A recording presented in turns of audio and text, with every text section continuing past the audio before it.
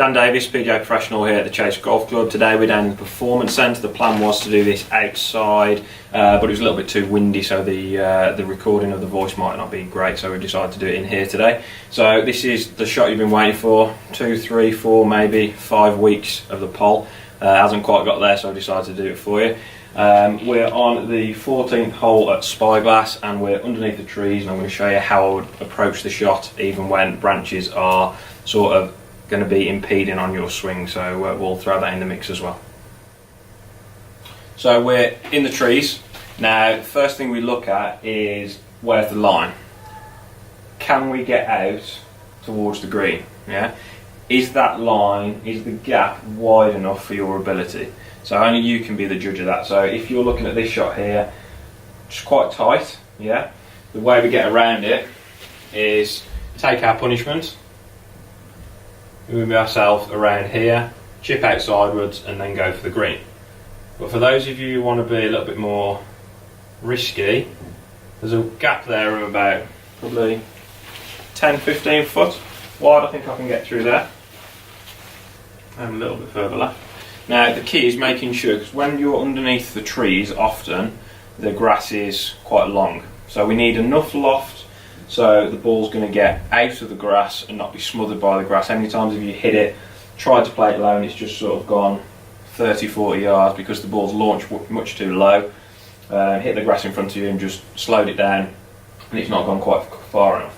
So we need enough loft to get out of the grass, but then we don't want too much loft that we get into the trees above us. So for this shot here, I'm going to use a 7-iron. I've got 120 yards to the flag, well, to the middle of the green. So for me, a 7-iron, a half style shot would get there. The way I'm going to play it, I'm going to put the ball position on the inside of my right foot, so quite far back. But I've used the 7-iron to be able to just make sure I can get enough loft to get sort of out of this long grass that you would find yourself in underneath the trees. Now the key to this is making sure that you've got a strong body turn and it'll feel like you've got a short arm swing. So the arms won't go back very far, especially if you're impeded by branches just above your head here. So I'm focusing on a strong body turn and a short arm swing.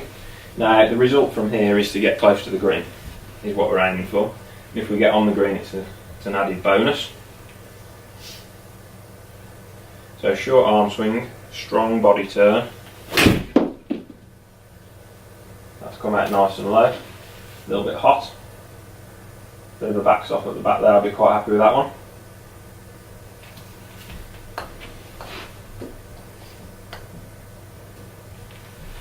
So I'm playing ball position, back of the stance. Focusing on a strong body turn, short arm swing, and I want you to make sure that when you finish you've turned your body fully towards the target, and you can then restrict the arm swing. That will help as you swing through the golf ball, make sure the loft isn't pointing up, make sure it's almost driving forward. Get on a little softer, through the gap nicely, onto the green. I think I'd settle for that on the golf course. Getting better.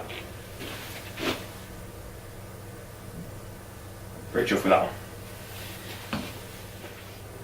Hope you found that useful. So it's all about knowing your ability, making sure that you don't take a shot on that's too risky, especially if you've got your handicap to play with on the certain hole. If it's a case of chip out sidewards, hit the green 2-putt and you walk off with a net par, I'd be quite happy with that. So making sure you get technique points, making sure that the arm swing's nice and short and the body swing is really, really strong. That helps us drive the club through the ball, launch the ball nice and low and get the desired trajectory. So I really hope you're enjoying the videos. If you would subscribe to the channel, I'd really appreciate that, and like the videos. Any comments you've got would be fantastic.